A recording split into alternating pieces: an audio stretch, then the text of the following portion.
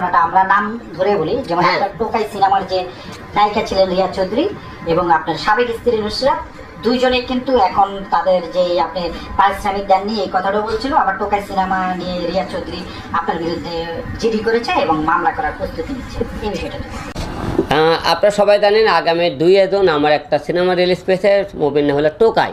সারা বাংলাদেশে এই সিনেমাতে নায়িকা ছিল 3 জন, একটা হলো রিয়া চৌধুরী, একটা হলো নুসরাত, আর একটা ইরা শিকদার, 3 জন।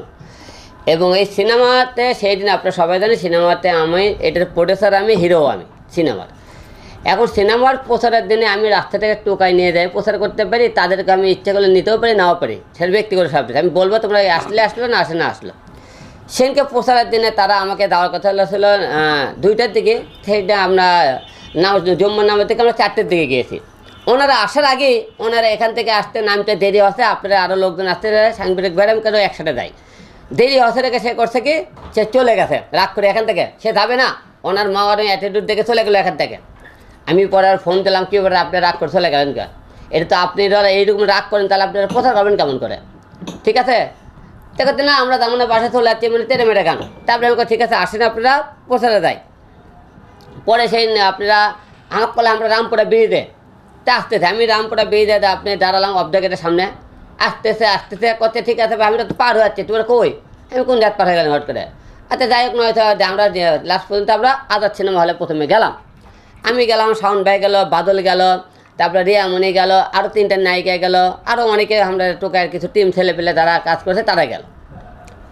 ওখানে যাওয়ার পরে মনে করেন আমি ভিতর থেকে নামার পরে সে তারা হলে যে আরও পিছিয়ে আচ্ছা আমি করে গাড়ি থেকে নামেন, তার নামলো না। আমি ওখানে আপনি তো জানেন এক জায়গায় দাঁড়ালে লোকজন হুমড়ি খেয়ে পড়ে, হুমড়ি খেয়ে পরে আমার সাথে রিয়ামণি দায়িত্ব ছিল, তারপরে শাওন ভাই, বাদল ভাই, বাদল ভাই হলে এক পাশে, শাওন ভাই এক পাশে, আমি মাঝখানে মিয়া 3 দেখ শাওন ভাই করলে সামনে নিল। তো আমি আর রিয়ামণি আবদুল্লাহ ভাই আবদুল্লাহ আমি সবাই মিলে নিয়ে চলে গেলাম।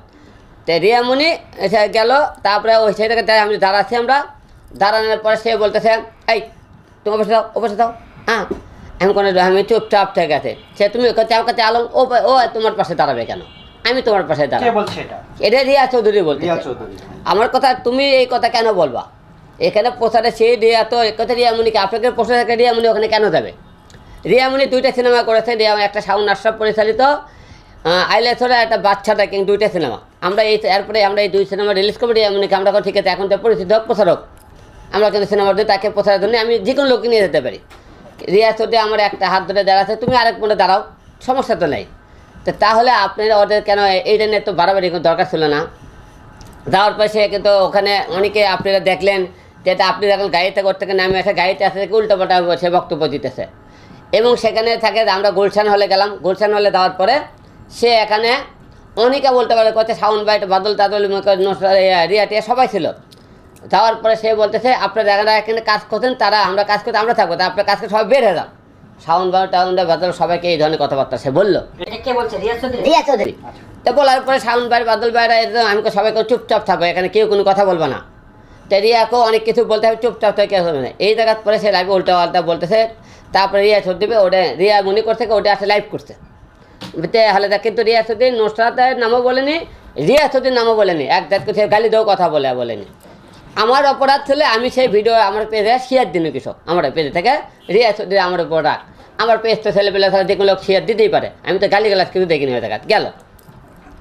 এইটা নিয়ে নাকি গতকাল হাতিঝিল থানায় নাকি না কোন জায়গা দিদি করছে বলে, সেটা নিয়ে সে মনে করছে কি লাফালাফি শুরু করতে, হিরো আলম দিদি করছে মানে ফাঁসে থাকে। আমি মনে করি মামলা মার্ডারের কাছে আসামি মানে কুখ্যাত খুনি, যে আমার মনে করি এটা জেল ফাঁসিয়ে দেবার কথাবার্তা দিয়েছে, আমি জেল চোটে উঠতেছে ওনাদের চলাফেরা।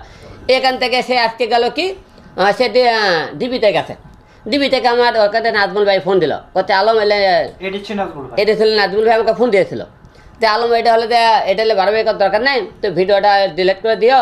আর আমি কোনো ভাই রিয়া চৌধুরীকে আপনি সামনে জিজ্ঞেস করেন, আপনি কেউ সামনে জিজ্ঞেস আমি তাকে একবারকে তুই বলে শব্দ করছি কিনা, তাকে কি আমি মেসেজ করেছি কিনা, তাকে কি আমি বকা দিয়েছি কিনা, তাকে আমি গালি দিয়েছি কিনা আপনার শুনবেন। সে নামে আমি কোনো কিছুই বলে নেই, সে আমার নামে উল্টোপাল্টা কথা কেন বলবে সে।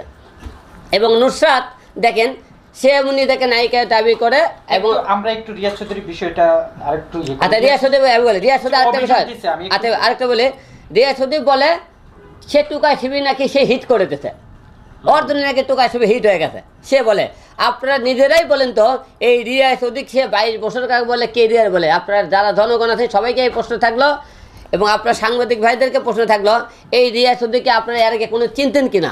সে কটা সিনেমা করছে, কোনো হিট সিনেমা আছে সে না দাবি করে নায়িকা হিসেবে? তা কে কয় শুনছে না? সে বড় বড় কথাবার্তা বলে, সে হিরো আলমের সাথে কাজ করে বলে 10 জন লোক ওকে চেনে। সে নিজেকে বলে সে নাকি বড় বড় আমাকে বলে ভাইরাল কথা সিনেমা হিট করেছে।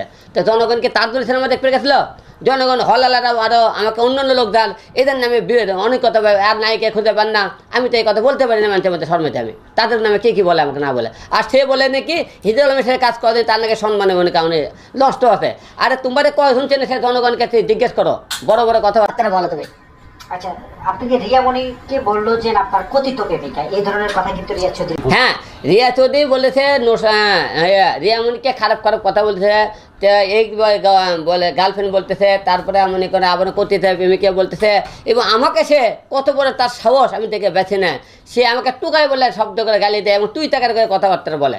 মামলা তো আমিও অন্যায় করতে পারি, ওর এত বড় হিম্মত কোন জায়গায় আছে? সে আমাকে তুই বলে শব্দ করে কথা, আপনাদের কাছে ইন্টারভিউ আছে, সে আমাকে তুই বলে সব কথা বলে সাহস পায় করতে থেকে।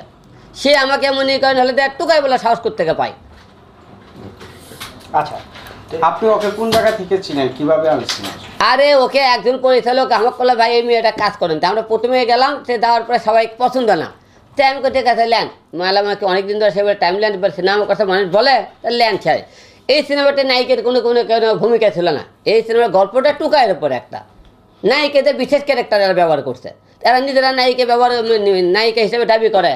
এরা এই যাবৎ কয়টা সিনেমা করছে আপনার দেখি তো। আর নায়িকা ভেবে বলে তুমি রাস্তাঘাটে বুঝে দেখবো তো ওটা কয়টা দিন শুনে। আর আপনারা নিজেকে নায়িকা বলে ওইটা এত ভিউ করেন। আপনি করে বলে আপনারা আমার নামের টাইটেল ছাড়া, হিরো আলমের একটা সাম্বেল ছাড়া ওর আপনারা ভিডিও নিয়ে আপনারা দেখি তো একটা স্বাধীন তো দেখি তো কত বড় নায়িকা হয়ে গেছে, কত ভিউ আনতে পারেন। আমার নামে টাইটেল আর আমার ছবি ছাড়া আপনার ভিডিও। রিয়া মনিকে নিয়ে আপনাকে অনেক কথা বলছে, রিয়া মনির সাথে আপনি কি সম্পর্ক? রিয়া মনির সম্পর্কে রিয়া চৌধুরী এত মাথা ব্যথা ধরছে কেন, ওর এত সমস্যা কি? এবং দেখেন আমি এখন একটা পরিষ্কার জিনিস বুঝতে পারতেছি রিয়া চৌধুরী আমার পিছনে কেন লেগেছে। কিছুদিন আগে রিয়া চৌধুরীর মা এবং রিয়া চৌধুরী তারা তাদের বাসায় ডাকে বলতেছে ভাই হ্যাঁ বাবা একটা কাজ করো, তুমি ওই রিয়া মনিকে বাদ দাও, আমার মেয়ে তো দেখতেছেন তো সুন্দর, ভালো কথাবার্তা বলতে পারে, তোমার সাথে মানায়, ওর সাথে তোমার দেয় না, তুমি আমার মেয়েকে জুটি হিসেবে কাজ করো। ওনার মা চাই উনি চাই রিয়া মনির থেকে সরে গেলে মনে করেন সে ওর মেয়েকে আমার সাথে মনে করেন জোটে মুখে লিলিয়ে দিবে কাজ করার জন্য। সে আমার জন্য কাজ করার জন্য মনে করে রেডি হয়ে থাকতেছে। তাছাড়া ওর মা এই সমস্ত কথা বলবে, তার সাথে আমার কোনো রিয়ার সাথে একটা ক্যাসাল হলো না, আমার সাথে কোনো ক্যাসাল হলো না, গন্ডগোল হলো না। সে আমার নামে উল্টো পাল্টা কথা কেন বললো? তারপরে আপনার সামনে একটা নির্বাচন আসছে, নির্বাচন কি এখন সামনে আমার নির্বাচন দেখে তারা করতেছে কি আমার এই নির্বাচনের এক শ্রেণীর লোক ওদেরকে আমার পিছনে লিলিয়ে দিয়েছে যাতে আমার নির্বাচনটা মনে করেন নষ্ট করা যায় এবং আমার সম্মান নষ্ট করা যায়। তারা এতদিন কইছিল ভাই তোমাকে এত অভিযোগ, তোমরা এত আগে থেকে আসলে না, আমার এত লোক খারাপ, তা তুমি হলে দেয় কয়দিন আগে আমার নামে এত সুনাম গালা, এত কিছু গালা, তে আমি হিরো আলম বাংলাদেশের সবচেয়ে নাম করা ভালো লোক, তুমি বক্তব্য দিলা, তোমার গালিও দিলাম, বকা দিলাম, তুমি একদিনের মধ্যে তুমি আমার নিয়ে উল্টো পাল্টা কথাবার্তা বলতেছ। তার মানে আমরা বুঝতে পেরেছি তোমাকে কেউ আমার পেছনে লিলিয়ে দিয়েছে। আচ্ছা, মূলত তাহলে আপনার হাত ধরতে পারেনি, আর হলো তার মা আপনাকে বলছে তার সাথে ঝুটি বেঁধে আপনি কাজ করতে, সেও তো চাইছে, হ্যাঁ সেও আমাকে প্রস্তাব দিয়েছে ওকে নিয়ে রিয়াকে বাদ দিয়ে তাকে কাজ করা। এটাই কি এই ধরনের কাজ করতেছে আপনার দাবিটা একটু বলেন। অবশ্যই এই কারণে হতে করতেছে, তার সাথে দাবি তো গালি দেয়নি ভাই, তাকে ফোনও দেয়নি, সে আমার পিছনে কেন লাগলো? আচ্ছা হয়েছে, এখন আপনার পদক্ষেপ কি একটু জানতে চাই। এখন তাদের পদক্ষেপ সে এইরকম চল বাড়াবাড়ি করে, সে আমার সম্মান নষ্ট করে এবং আমার নির্বাচনে কোন ক্ষয়ক্ষতি হয় তাকে তো আমি ছাড়বো না। সে আমাকে তুই টাকার ব্যবহার করেছে, সে আমাকে টুকাই বলেছে, সে আমাকে কি কথাবার্তা বলবে, তাকে আমি ওর বিরুদ্ধে মানহানি মামলার ব্যবস্থা করবো।